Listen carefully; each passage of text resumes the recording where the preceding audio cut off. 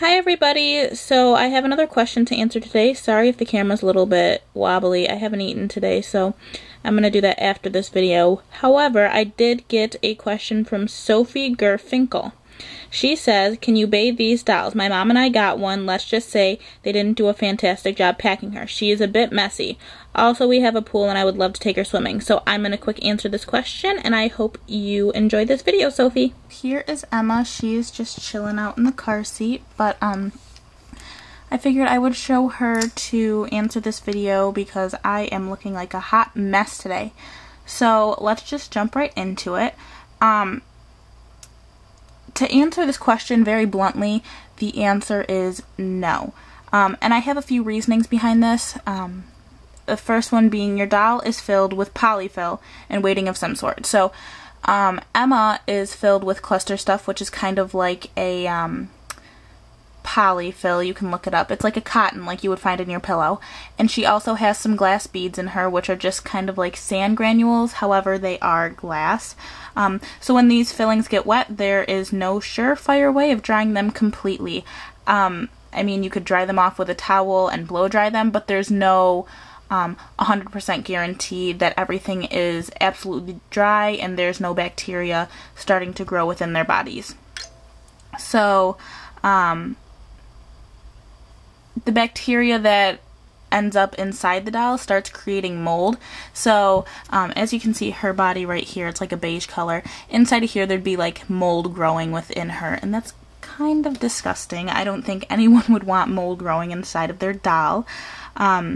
So when that happens, you'd either need to get your doll fixed if it's fixable, or you would have to replace the doll, which is not cheap by any means. So basically, it's your choice whether you want to throw your money down the drain. However, if you decide to, then you should reevaluate if this hobby is for you, because I don't see the point in bathing or putting a reborn in a pool just to spend more money to buy another one to ruin.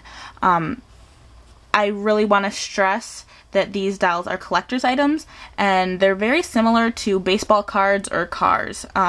We collect them. They're valuable, they are expensive, and they should be treated like such. They should be treated like they are a valuable collectible as they are.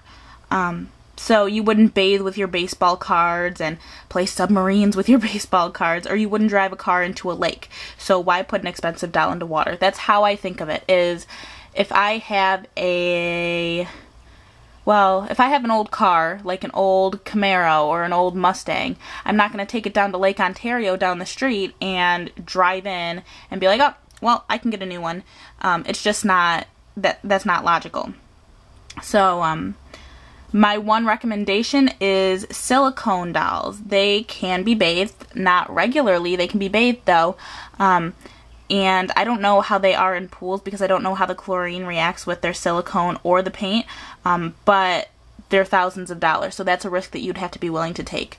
But bottom line is that reborns shouldn't be put into water, they shouldn't be bathed, they shouldn't be put into a pool because of the fact that they could get moldy. And why put a collectible like that into water knowing that it could ruin it? So, that is my tip for you. I wouldn't do it. If you really want a doll to put into the pool or the bath, I would go to Walmart and get one that is meant for that. Or like I said, spend thousands of dollars on a silicone if you have the money and you're willing to take that chance. So I hope this answers your question. If any of you guys have any questions that you'd like me to answer, please put them down below, or you can message me, whatever the case may be. I hope you guys enjoyed this video. Give it a thumbs up if you did. If you're new, please subscribe. We'd love new friends, and we will see you guys in the next video. Bye!